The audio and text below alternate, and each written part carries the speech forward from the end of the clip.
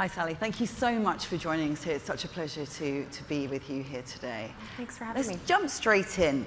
This COP28, has promised to be the most inclusive COP. And part of that is engagement of the private sector. We know that the private sector is absolutely critical in order to reach climate goals and to move fast enough. From your very specific vantage point, do you think that you, Amazon, the Climate Pledge, is doing enough to really try and make those climate goals work?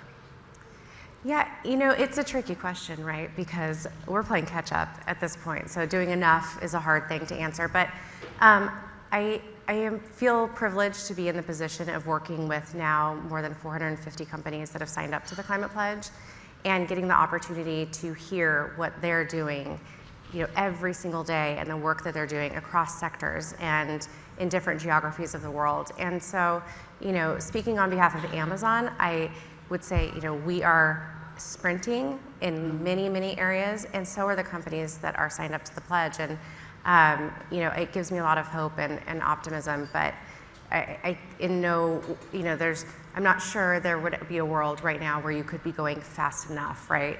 So, but you know, I do have a lot of optimism. From your very unique vantage point, what do you see as some of the biggest challenges and obstacles that businesses are facing as they're working to navigate their way through their sustainability journey? Yeah, you know, I mean, there are obviously a lot of obstacles, right? I mean, anyone in the room who works for a business that is trying to decarbonize, you know, any of its parts of business, whether it's scope 1 or scope 3 or what have you, there are many challenges. But I think one of them that I find that's fairly universal with the companies that I talk with is this desire as a private sector business to do kind of what we typically do, which is move fast, deploy capital, innovate, create new solutions, combined with the need to also, you know, sort of monitor and navigate this new world of disclosures that are coming and some ambiguity around, you know, methodologies and pieces of that puzzle that are still largely missing. And I hear about that a lot from companies that, you know, we want to go fast. We know what the solutions are in some cases, not all, and we want to be able to, you know, sprint at those things, but you know, we're not really sure how to account for them or what the methodology will look like if we do it this way.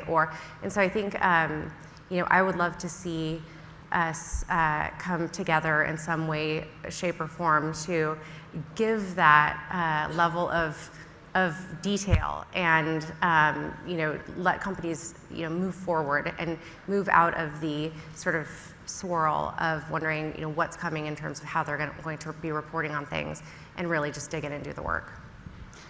And that must also come down to this, you know, the public-private collaboration there, where you've got the policy and the regulation needs to be in place, you know, to allow companies to do what they can do best, which is move fast, try new things, you know, see if it works or not. Are you seeing amongst your signatory companies that there is greater collaboration across that public-private partnership? Yeah, absolutely. I mean, one of the reasons for the Climate Pledge is collaboration, is a recognition that a company can't reach net zero carbon emissions but in its own four walls. So you need other companies in the private sector and in your value chain. You also need government and policymakers to open some doors, allow, you know, enable businesses to do some of the things that they need to do. So I can give one example of a project that we're working on within the Climate Pledge. We've recently announced at New York Climate Week that we're partnering with C40 Cities, which is a nonprofit organization, to decarbonize middle mile transport in 5 cities in Latin America and 2 in India.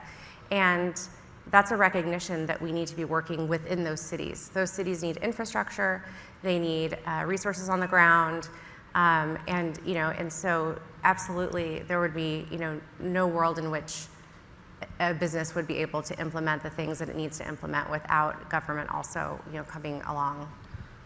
And tackling hard-to-abate sectors like shipping, like transportation, is obviously fundamental to Amazon and many of the companies that, you know, are partnered with you.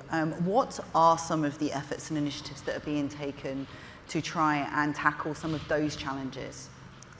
Yeah, I mean, Amazon's it's a large company and operates in many hard to abate areas of climate. So everything from, we fly airplanes, we have a transportation and logistics network around the world.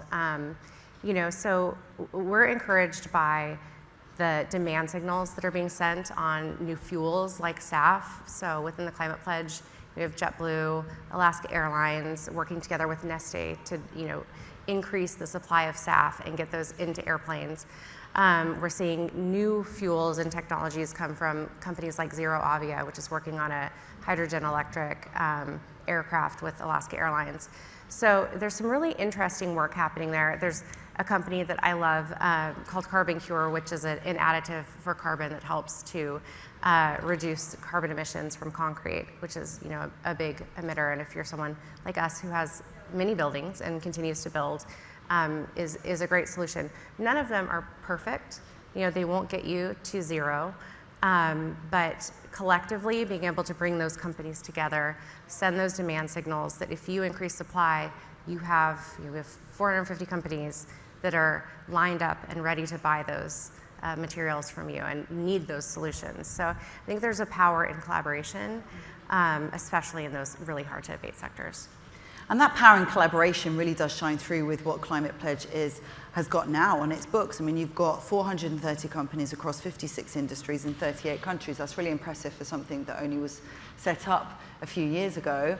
Are you optimistic around, the future for the Climate Pledge and by extension, therefore, reaching climate goals? And what are you most excited about? Yes, I am. Maybe I'm an eternal optimist, but I also happen to work for a company that loves hard challenges. This is definitely one. But when we established the Climate Pledge, which I can give a little bit of the backstory to that, Amazon was looking to establish its own net zero commitment. And we threw some numbers around. Science team did a bunch of accounting and looking at things and how fast can we go. And as that process was happening, we had a leader who said, that's not fast enough, you need to go faster. And also who recognized you aren't going to be able to do that if you don't get all of these other players in the game. And so, as a 16-year Amazonian, I found it a little uncharacteristic of the company at the time to set a pledge. We hadn't done anything like that before.